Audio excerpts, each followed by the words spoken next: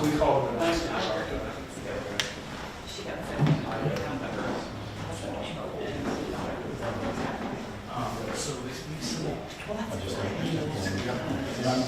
so we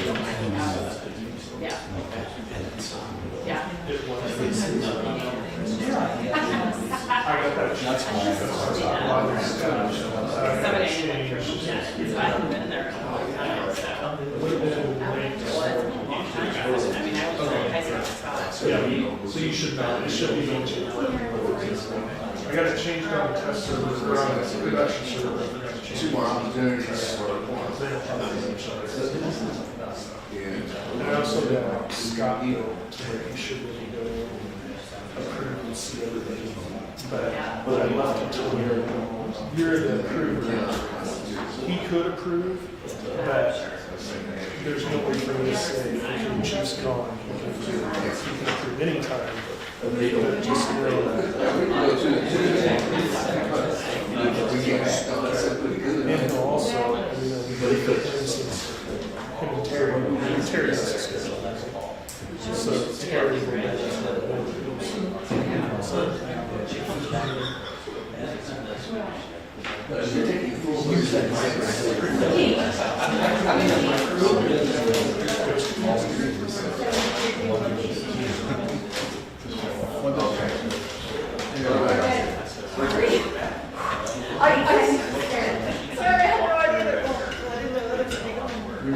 You are, but I literally kind of just lost your They were going to send the police out. Bring this meeting to order, call to order, and ask you to please stand for the Pledge of Allegiance. I pledge allegiance to the flag of the United States of America and to the republic for which it stands, one nation, under God, indivisible, with liberty and justice for all. Thank you very much. Please be seated. you speak into I've been here the whole time. I lost count. Thank you. We are welcome to our City Council meeting, October 21st, 2024, in the great city of Lindsborg. Our next item, item number 3, public input. Do we have anyone sign up for public input this evening? No, Mayor. Thank you. Item number 4, are there any amendments to the agenda?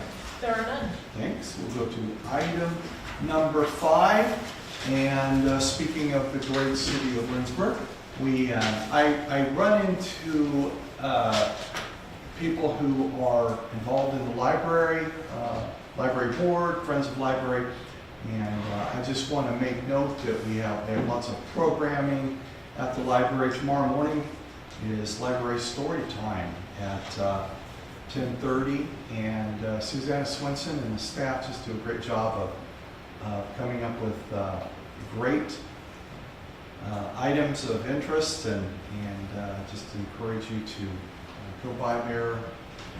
If you haven't been in a while, stop in, take a look, talk to Susanna and others, and we just thank you for the great job that they are doing.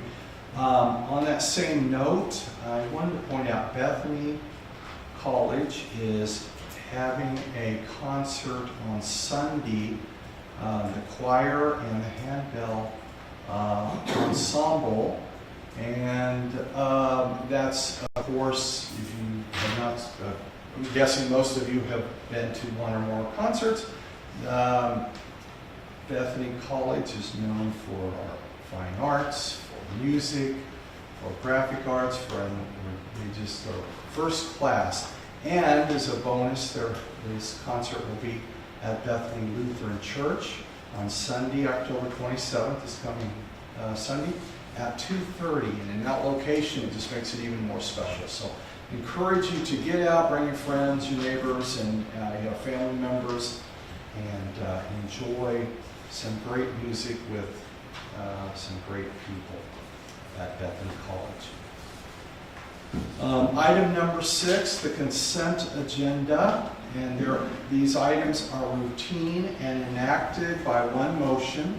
There will be no separate discussion unless a council member requests.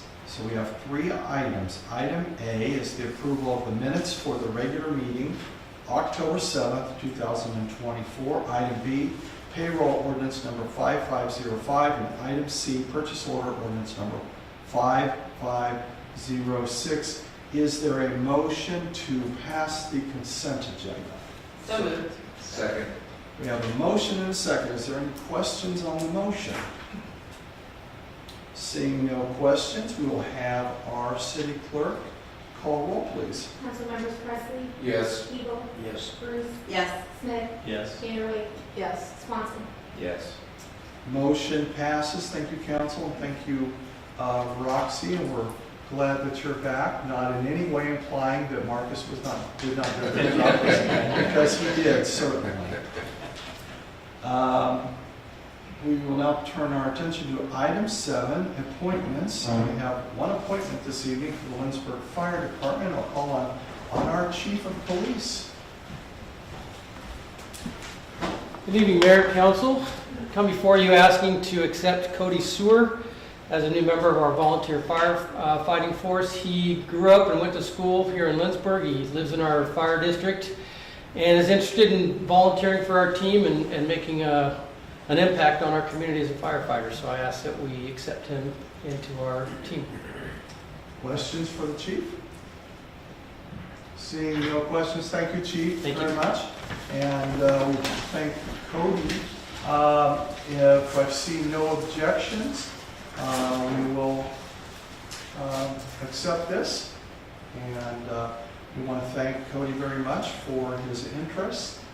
And we are always so pleased that people are interested in stepping up for our community, and just think that's wonderful. So thank you very much, and thank you, Chief.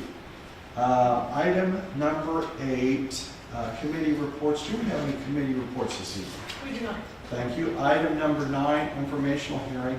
This is we're going to have some information tonight. There'll be no action taken. You can ask some questions if you would like to, but this is mainly for our use in for any future decisions that we might want to make regarding storage containers. So I will call, I think, yes, we've got our Milton is here this evening. And welcome and thank you. Thank you. Council, I've come before you, just a little background on these shipping containers. The purchase and placement of shipping containers continue to grow within the city. Between homeowners and businesses utilizing storage of sheds in various zoning districts throughout town. There are currently no regulations for these storage storage buildings. These containers are rusted, dented, in some locations and black to the public eye. If you can see around town, there's some at White's, there's some in residential zones, and they're just becoming more and more popular instead of buying the traditional shed that would be stick built and placed on stilts on a foundation. That way it doesn't flow away in a flood or a tornado picks it up or anything like that. Currently, we do not have any regulations for these containers, and this is just an informational hearing that we would like some guidance as far as from the council on steps forward to either regulate this, or we would rather just not mess with this at all. So, Thank you, Milton. Questions for Milton? Councilman? With the existing containers, and maybe this is a question more maybe for Christie as well, but should we come up with regulatory standards, would you recommend having them apply to existing containers? yes. And then the other thing is, do we have any regulations about the stick-built sheds? We do. They do go through a permitting process, which they are inspected, the foundation, make sure they're anchored to the ground, so that way they don't exactly leave the foundation that they're placed on. So. Thank you. Further questions? Have you received, I guess, complaints or input from the public in regards to these containers that are showing up? Not necessarily complaints. There are some I did receive one complaint, not multiple, from a location that has 2 of these containers. Right now they're in the setback, but as far as the code reads, we don't have anything identifying a shipping container as itself. So that's one of the issues that we serve. And then there's multiple hidden in the backyards, and they're just a blight, and they're just kind of, like I said, rusted and dented, and they're just not very appealing to the public eye. So the ordinances that we have in place do prevent it from being placed not in a setback. Correct. Further questions?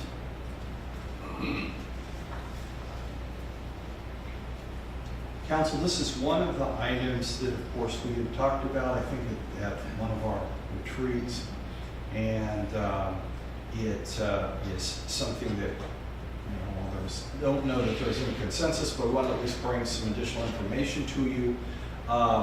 With direction, I think we could ask Milton to further look into this, look at possible some of the draft ordinances. That would be, we've got other cities that have done this. Correct. We actually have started a draft of an ordinance. I mean, we're just looking for further direction if we want to continue with that, or.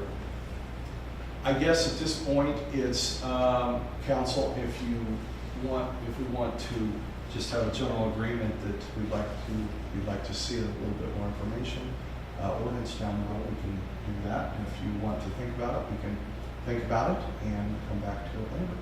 Can I ask another question? Yes, Sorry, I was yes. trying to process faster, but, so you said there's a current ordinance that governs the installation of a shed or something in the backyard. And so but it doesn't cover, that's not somehow covered? So in our definition, storage shelters, storage containers are not identified.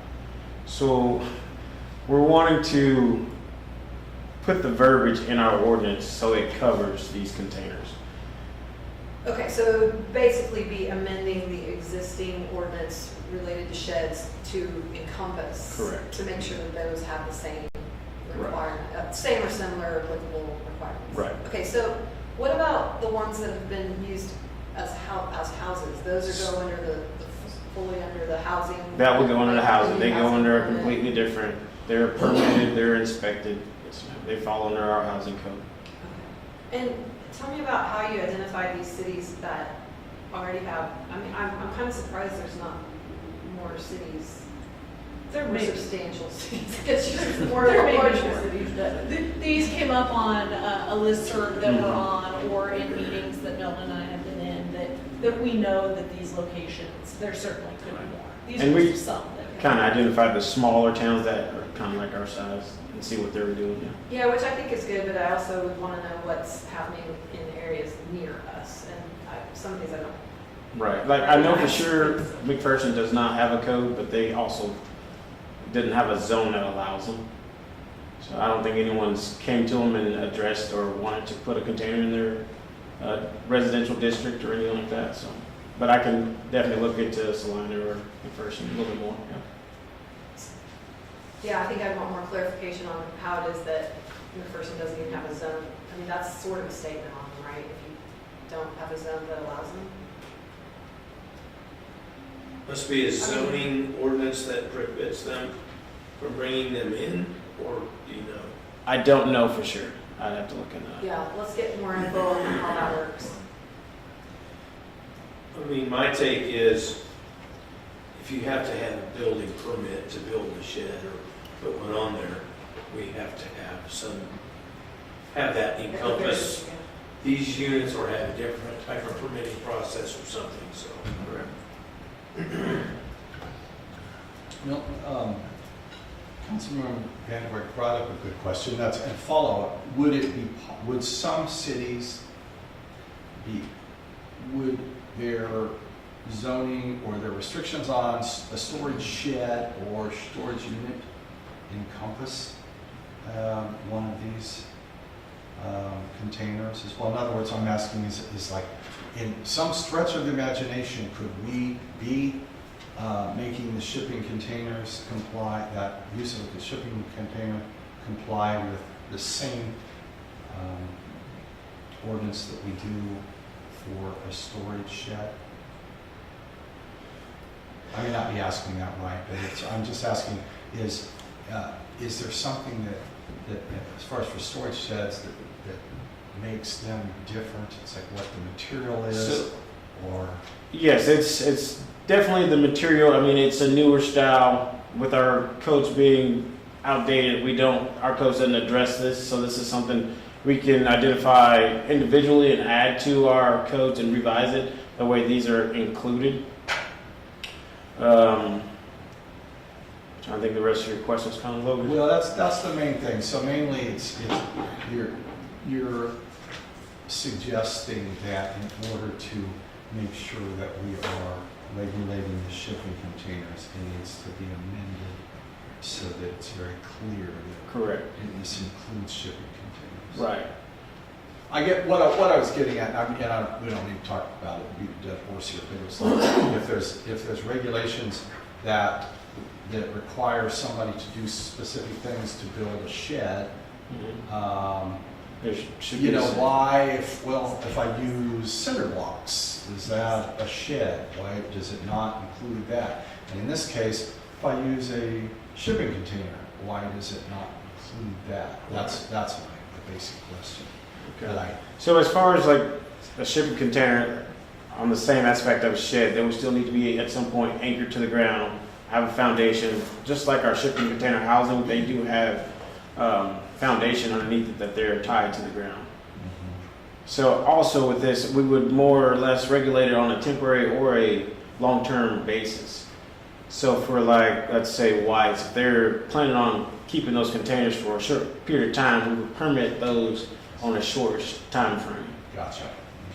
Well, and even in the storage shed experience, if it's more than 10 by 10, then it has to be, well, they both have to be anchored to the ground. Yep. Or if you add electricity, or if it's larger than 10 by 10, well, any shipping container I've seen in the city is bigger than 10 by 10. Yeah, it's 160 square feet. So that doesn't meet the shed code anyway. Exactly. So they're outside of that. Yeah. So we have regulations, whether it says shipping container in regulations or not, that would still apply, correct? Yes. Just based on the footprint of the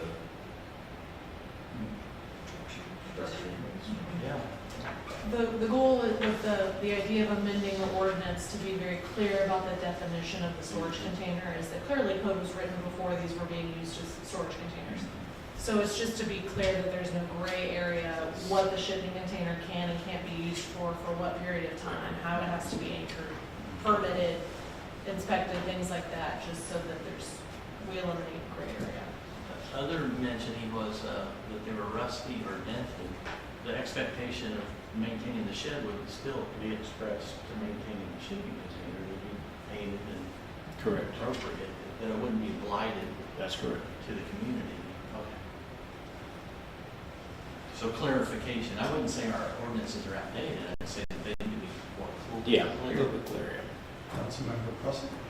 I'm just concerned about the possibility of somebody saying, well, it's been there for 20 years, I get that. and how we are going to navigate that, so I'd like to see that addressed as we get further information.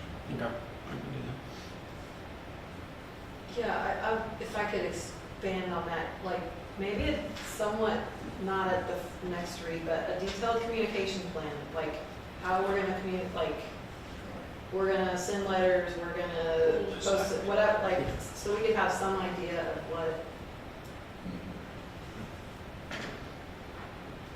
And with the expectation that people are going to, that have their own expectation to be grandfathered in if they already have this structure in place, if it has been there, you know.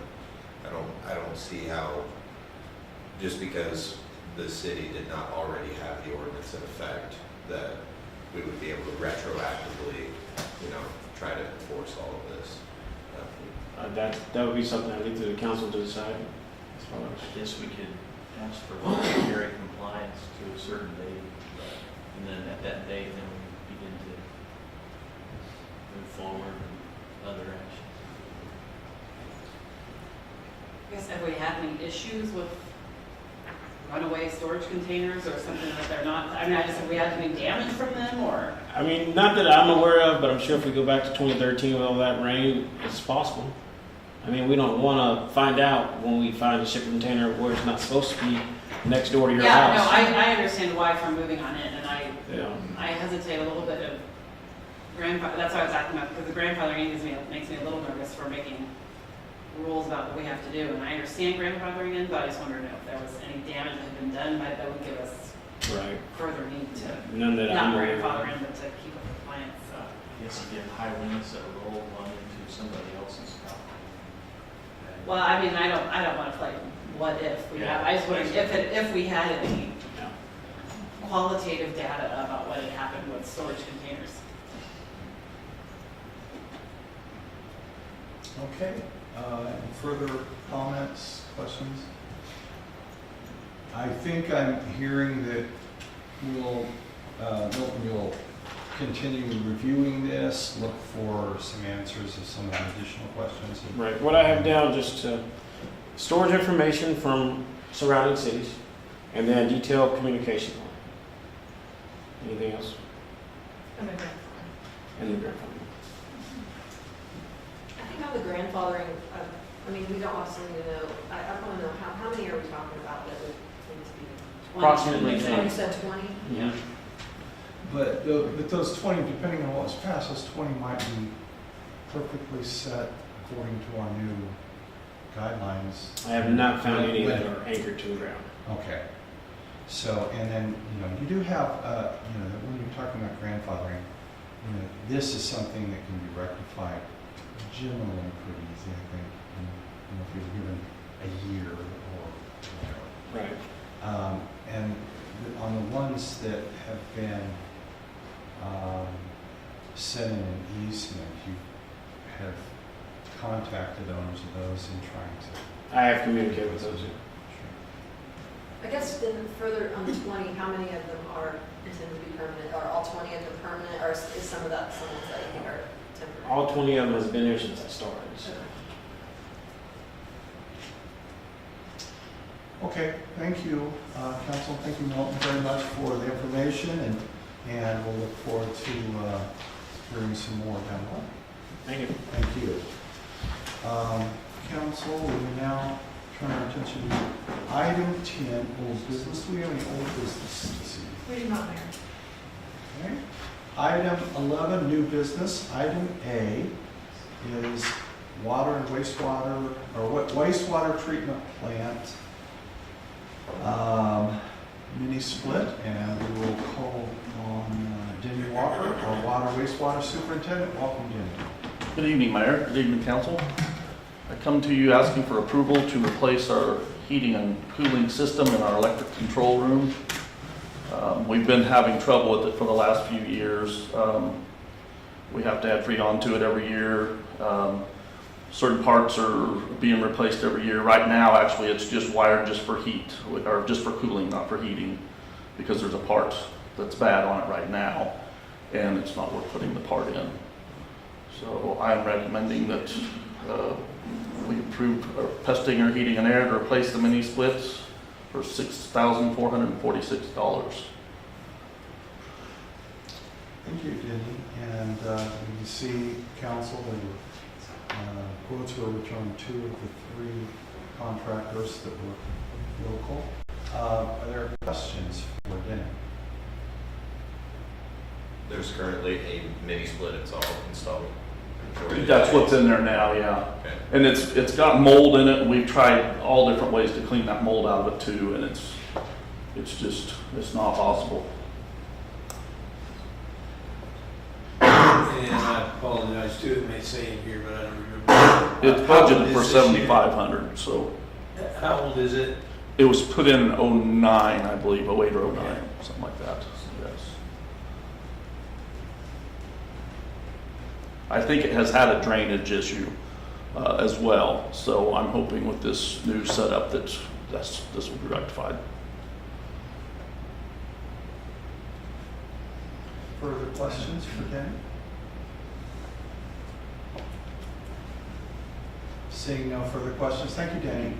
Council, you have heard a recommendation for a motion to approve the quote from Passenger Heating and Air to replace the mini split unit in wastewater treatment plant electric control room for $6,446. Is there a motion? So moved. Second. We have a motion and a second. Is there other questions? Actually, we have one question. The Pestinger quote says sales tax included. The other one is sales tax exempt with sales tax certificate. So would we anticipate that the Pestinger one will actually be a little bit less than shown? Yes. Yeah, it will be.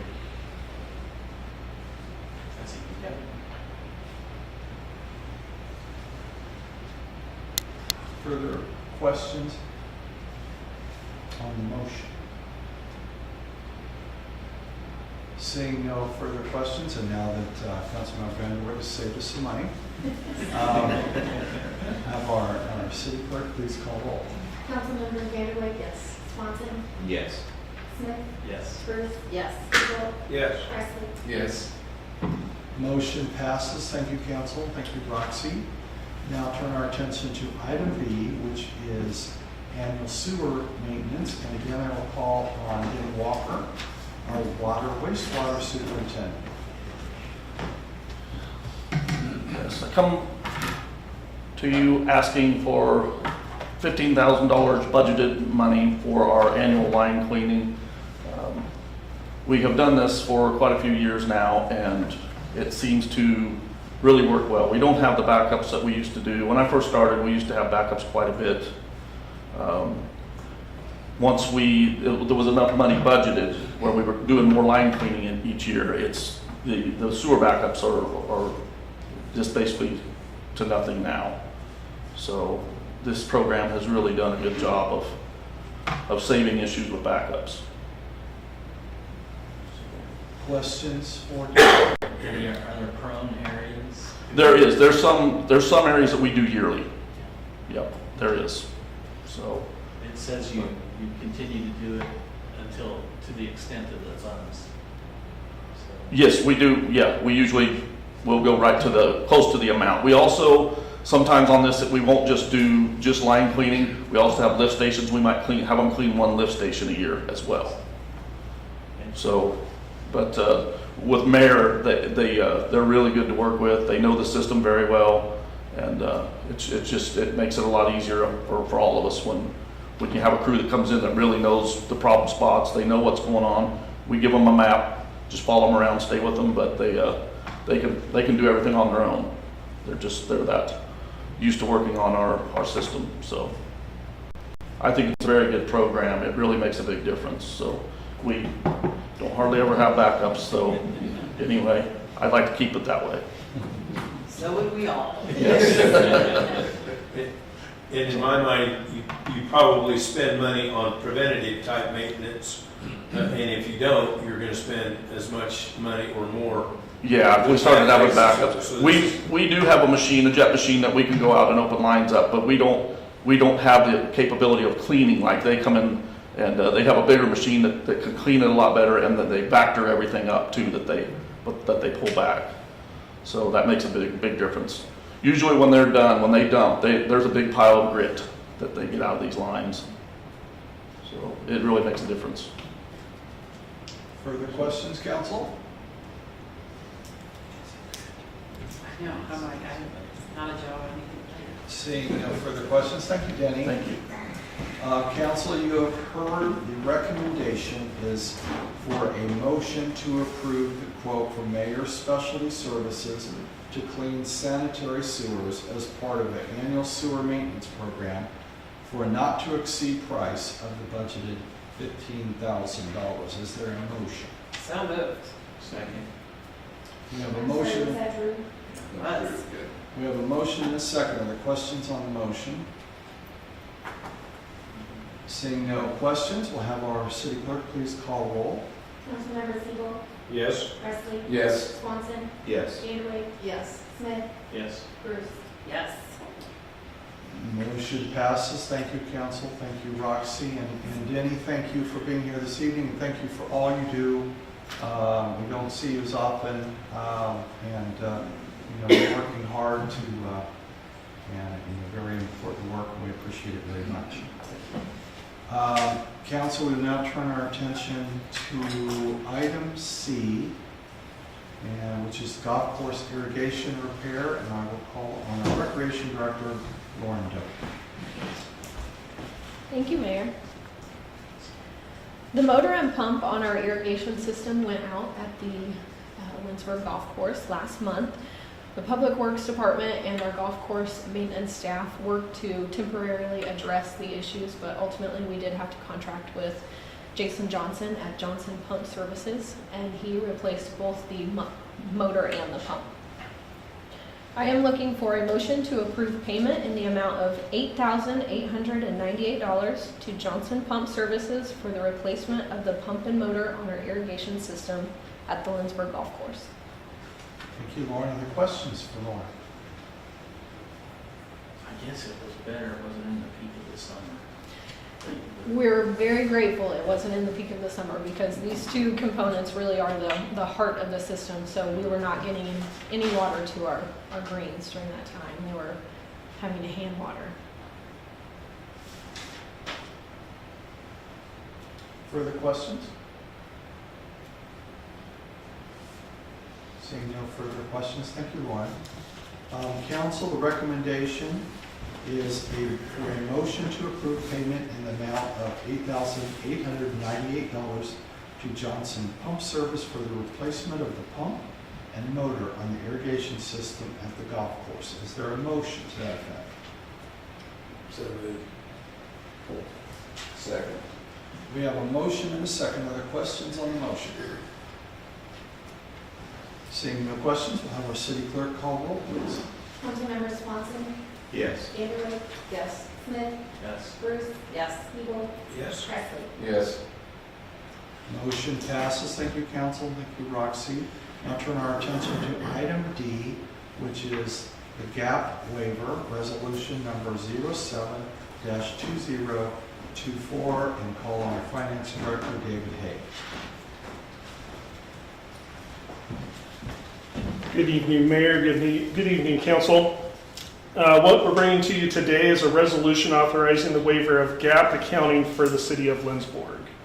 So the city of Lindsborg operates underneath KMAG. KMAG stands for Kansas Municipal Audit and Accounting Guidelines.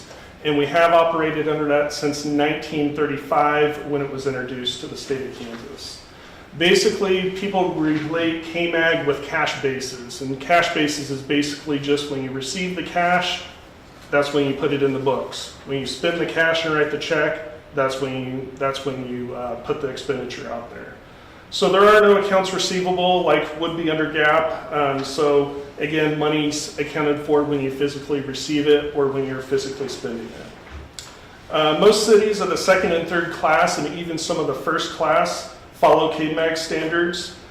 Just for further clarification, I did reach out to Danielle Hollingshed, who is our auditor for the city, with Adams Brown, and her opinion matched that, a city of our size, based off of several different reasons, user-friendly for the average reader, more cost-effective, everything like that. And then she also goes on to say that the KMAG is around 30 to 40 pages for the audit, which is what we currently have, versus a true aquifer is 100 plus pages, which can obviously become very confusing to the average person. So what we're looking for today is a motion to approve Resolution 07-2024, authorizing the waiver of gap accounting for the city of Lindsborg. Thank you, David. Questions from the council? For David.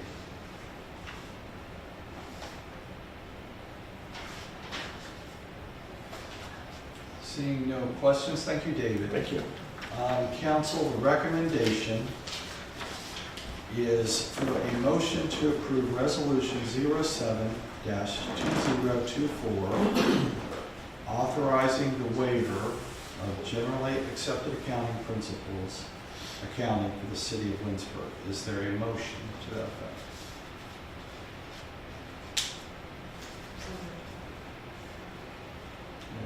motion? Second. We have a motion and a second. Are there questions on the motion?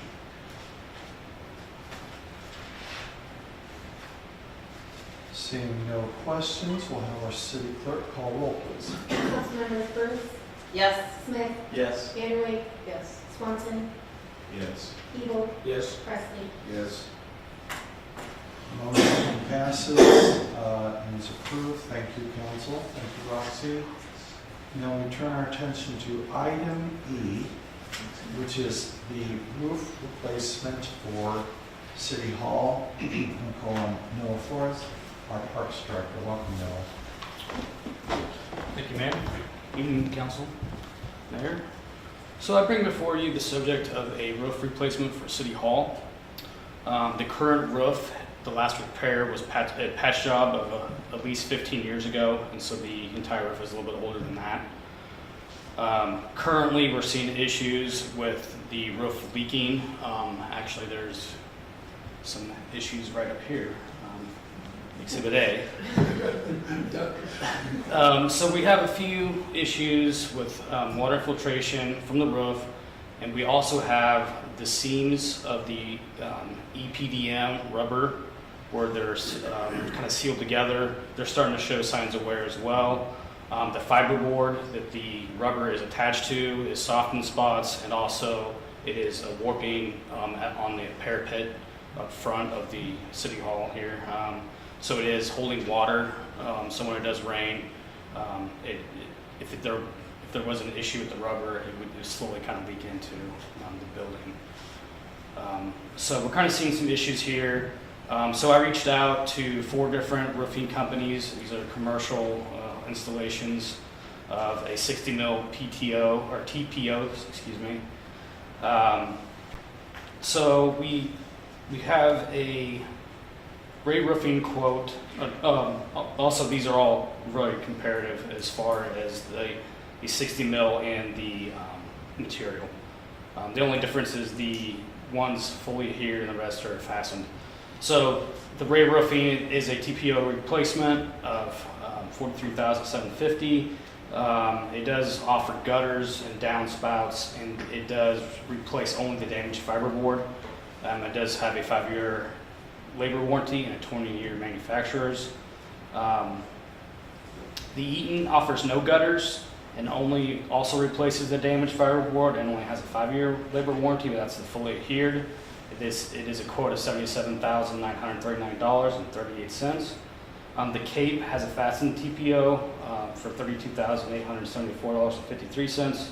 It offers no gutters, but it does replace all the fiberboard, and it does have just a 5-year warranty. The best option, in my opinion, is the Ryan Roofing. It has a fastened TPO for $42,118. It has gutters and downspouts for an extra $700. But the gutters are included with the quote. Our gutter system on the back is also failing, so it's very important that we also include the gutter in the quote. But the key is that it replaces all the fiberboard and not just the damaged pieces that we currently have. So it is a complete tear-off. And it does offer the best 15-year labor and manufacturer's warranty as well. Also, the staff has reached out to the State Historic Preservation Office, and we will inquire about state tax credits for this project as well. So I have a recommendation of a motion to approve the replacement of the roof at City Hall by Ryan Roofing for $42,118, plus the possible $700 for downspouts if they are needed. And we do have a budgeted amount of $50,000 for this project. Thank you, Noah. Questions from the council for Noah? Councilman. So the credit, the 25% credit, that's something that we could potentially be eligible for? Or what? Yes, it qualifies for just the pure cost and the maintenance of the historic building. So I guess, so we definitely will get 25% back, If we apply for it, we should receive that tax credit. They require that council approve it first, and then once it's been approved, then we can apply. Okay. So we haven't officially applied, we've reached out and inquired of them, but we have to. But we expect that we would. Yes, we did for the painting of the building, so we would expect that we would for that as well. Further questions? Councilmember Preston? Well, he beat me to it. Fastening, heat welding, and fully adhered, what are the differences there? Yeah. I've noticed, I mean, the Eaton price is either we don't want to do a price, or there's something significant about the fully adhered TPO as Sure. opposed to fastening. So the fastening actually is mechanical fasteners along the seams. A fully adhered would use some kind of adhesive, so not just having the fasteners, but it would adhere to the entire board, fiber board. Okay. And I assume that's just the very laborious thing to do. And from what I've read, it's a possibility that it will last longer, but looking at the quotes, it actually only has a 5-year labor warranty on it.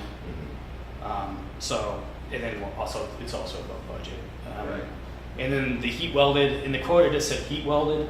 So I assume like when we have like HVAC stuff, if it is possible, they will heat weld around the seams. But I think for the most part on long stretches it will be just fastened. Okay. Thank you. Councilmember Preston? You've used the term fiberboard, and I'm seeing this half-inch poly iso covered board. Yeah. I have no idea what that is. So I think it's going to be just the manufacturer's name, but it's going to be a real similar product. And it's just basically what the product sits on the board, and then the boards sit on the decking of the actual building. Just that I have these negative thoughts about fiberboard and water. Yeah. And we did get a core sample on a couple of these quotes, and I did actually look at it, and it is like a fiber board, a 1/2 inch.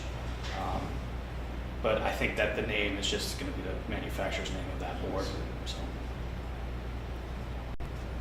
Further questions? I'm just curious of the inner workings of the city. The director of parks facility, I think it was an infiltration over at the band shell that probably led to the. Well, I can actually address that. So we've actually talked about this a little bit, and I wondered if I should cue Noah up at the beginning. So Noah is our parks director, but he has also been taking on a lot over the last year in terms of our facilities. So he's waited a lot, like you mentioned, at the band shell, but also this building, and he's done just a lot of that legwork for us for the City Hall project that we submitted the large grant for the windows and the roof and the HVAC. And so he's taken on a little bit extra, and we appreciate that. Just helps us better understand Yeah. what's going on. Thanks.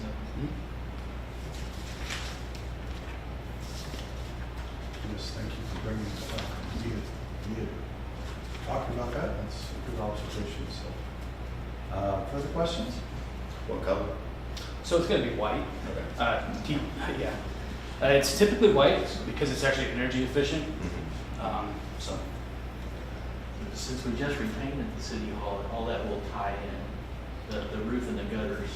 Yeah, so the gutter is actually, it's our custom color. We can choose any color we want at no additional cost for the gutter.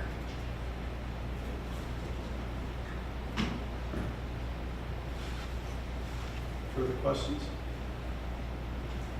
We will follow up later with repairs on the inside, like some of the seams, woodwork and the window sills.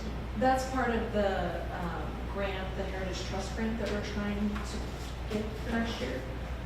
If we should not get it, then we will need to address that in the budget separately, but the infiltration and the sheetrock repair, the trim, some of that damage would be part of that larger project. Yeah, thank you for that good question. And just in general, I'm stating the obvious, but you need to take care of your facilities, and deferred maintenance hardly ever works out in the long run. So this is a great step, and I think those of you who are involved and will continue down that road. Seeing no further questions, thank you, Noah. Council, the recommendation is for a motion to approve the replacement of the roof at City Hall by Ryan Roofing at $42,118 plus $700 for downspouts if needed. Is there a motion? So moved. We have a motion and a second. Are there questions on the motion? I guess the only question should have asked earlier was, if this passes, is the intent to get started on it, try to have it done yet this fall, or? Yeah, no, Yeah, I can speak to that. Come on back up. So after speaking to Ryan Roofing, we're looking at a 3 to 4 week before we can actually start the project. Material, possession is what they need, and then they can get the job done in approximately 4 days, and it shouldn't interrupt daily business. Thank you, Noah. Thank you. Further questions on the motion? Seeing no questions, we'll have our city clerk call roll, please. Councilmember Smith, Yes. Bruce, Yes. Siegel, Yes. Presley, Yes. Swanson, Yes. Bailey. Yes. Motion passes. Thank you, council. Thank you, Roxy. Turn our attention to item F, which is the box culvert pipes donation, and I will recognize Chris Lindholm, our Public Works Director. Welcome, Chris. Thank you, Mayor and Council. And thank you to Denny. I can get up here tonight and not ask for any money, which doesn't happen very often. Delegation. As part of the ongoing projects with flood mitigation and trying to move stormwater through town, completion of phase 1 of Cow Creek was a good process that worked out well. That moved the water efficiently through the north end of town. However, we've created a, how did I call it? I came up with a fancy name for it, but we've created a small dam at the end of the project. So I've been, yeah, there you go, transitional dam. I don't know if that's correct or not, but it sounded good. Yeah, it sounded good. Just a transition from end of a project where excavation was finished to the grade that was existing prior to that. So transitional sound right. So that created that issue. Ongoing conversations with landowners north of town, trying to figure out how we can resolve that issue. We've discussed that to a degree with you guys at some point. Conversations are continuing. I think we're moving forward with that. But through part of that process, we've identified some areas further down the line on the 14th and on Wheat Ridge that are creating issues as well. These are not our issues. They're not our responsibility. However, I feel that if we work with the landowners, with the township, we can hopefully work to resolve this issue. So that's what I've tried to do. As I said, communications are going with landowners. We found this choke point at the Wheat Ridge Road. I believe that fixing that could be part of the equation to get this problem resolved. So I met with the Township Board, the Smoky Hill Township Board. They're aware of this issue. They know, there's a problem there. County installed these boxes years ago. However, they're under the size that falls under their maintenance responsibilities. So it falls back to the township. And the township, like a lot of small rural townships, does not have a lot of additional money. So in these discussions,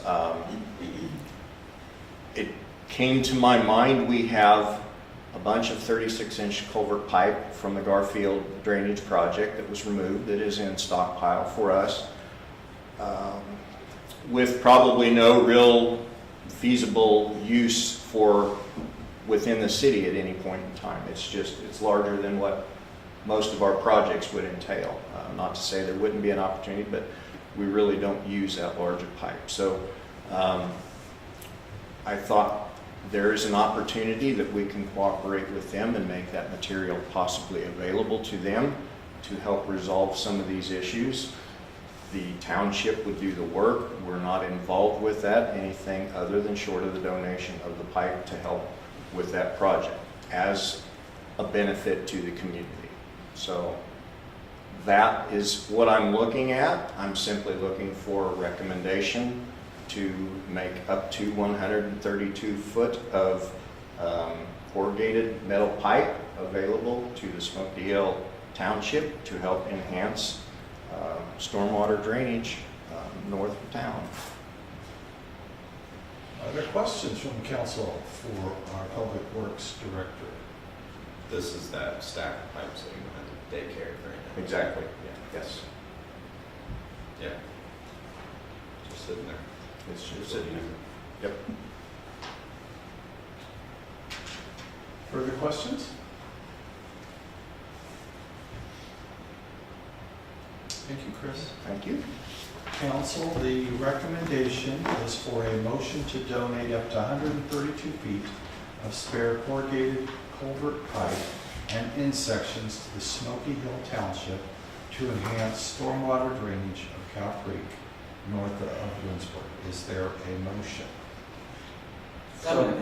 Second. We have a motion and a second. Are there questions on the motion? Seeing no questions, we'll have our city clerk call roll, please. Councilmembers Presley, Yes. Eagle, Yes. Bruce, Yes. Smith, Yes. Henry, Yes. Swanson. Yes. Motion passes. Thank you, council. Thank you, Roxy. Our item G, turn your attention to item G, which is the podcast advertising contract. And I'm going to recognize Marcus Petty, our communications director. Welcome, Marcus. Mayor. Good evening, Mayor and Council. So this evening I am presenting a podcast advertising contract. This is a contract that was worked on with iHeartRadio, which is the biggest producer of podcasts in America, so it probably sounds familiar. It has been negotiated through the ad buy that they take place and they run beginning in early November and they'll run through late January of 2025. And this was an important time frame for us for a couple reasons.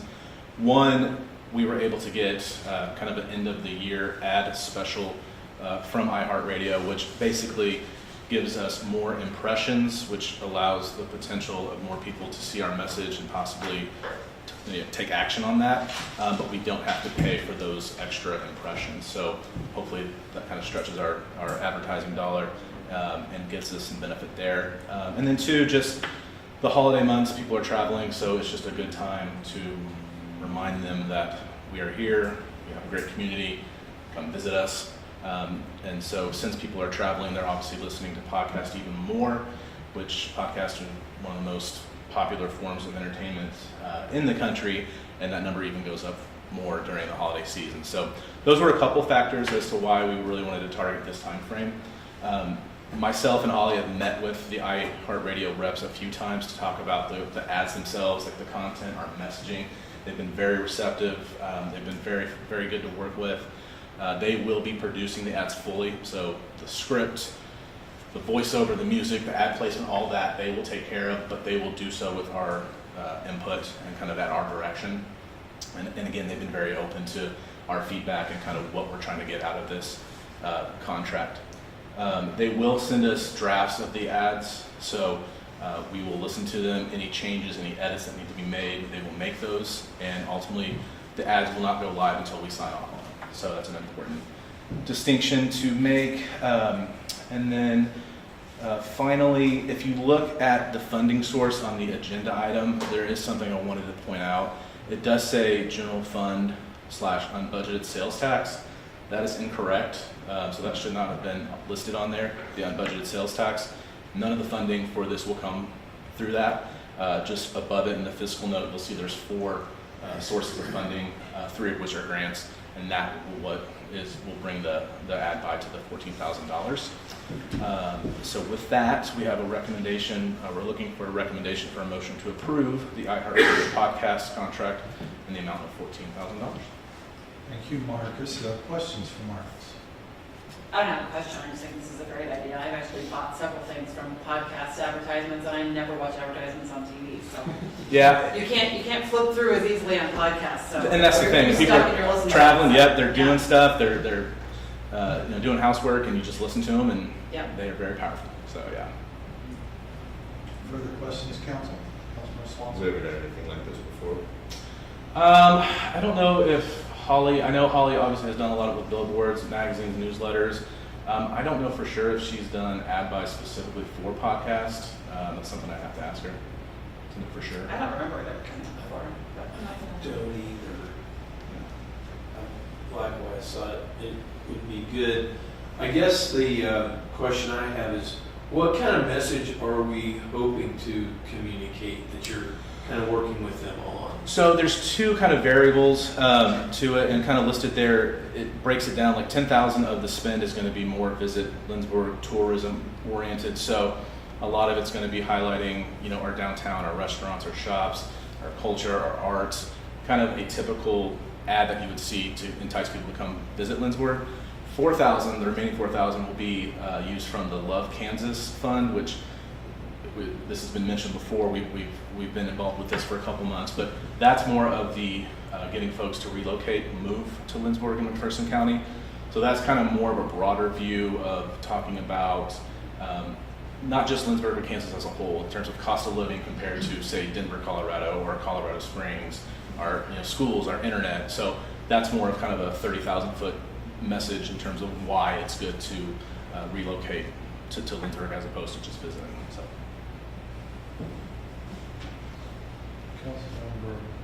I think there's three of us, so it's like, I'm curious about what data on the impressions will we have access to at the end of the campaign? So as part of the contract, in early 2025, once the campaign is over, they will provide us a report with analytics data.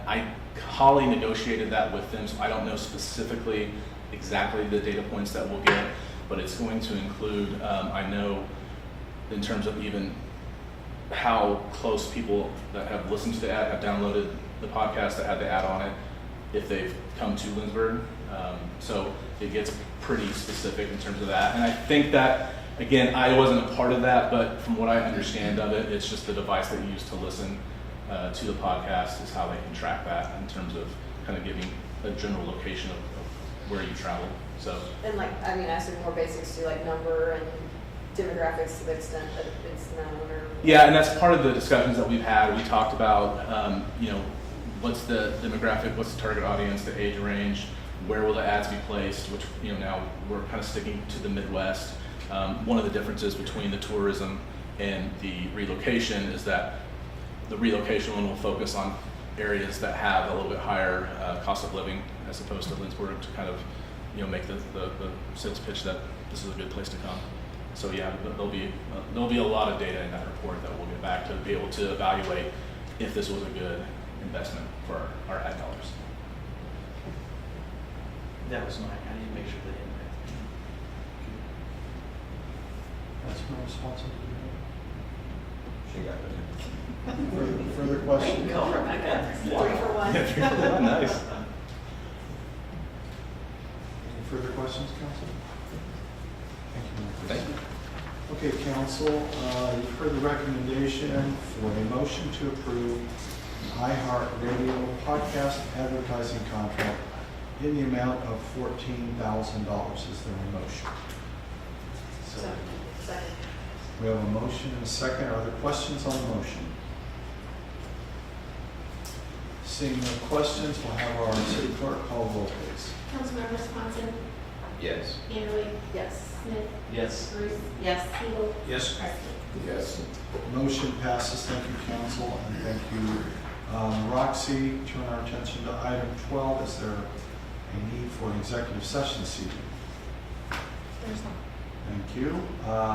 Item 13, is there other business to come before us this evening? I don't have business, but I have a little fun tidbit. My daughter and her boyfriend both had classmates in their classes at KU who spent their KU fall break visiting Lindsborg.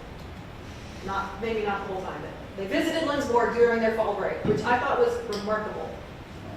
They had a fall break. We had a pause day. When I touched the pause day, they It's just have, Friday. they have 2 day, KU has a 2-day fall break. They get all Thanksgiving week. No, that was the, of my, as a parent of a K-State and a KU student, that's my, they don't get full week. Can I mention something? Yes, please. I just wanted to note that every person in the room tonight, every one of the department directors and Denny as superintendent spoke this evening. And that's a very rare thing that every one of them has the opportunity to speak. And because Marcus worked on the podcast contract with Holly, he's kind of speaking for Holly as well, so I consider her to be here even though she wasn't able to be here tonight. So I just want to thank all of our department directors because they do an excellent job and they work very hard and they plan and they write excellent reports and are very thorough in planning for city council meetings. So I just wanted to say in front of all of you how privileged I am to work with all of them. So. Yeah. I think that's probably the first time, it's a long time that everyone, should we have Scott come up and say?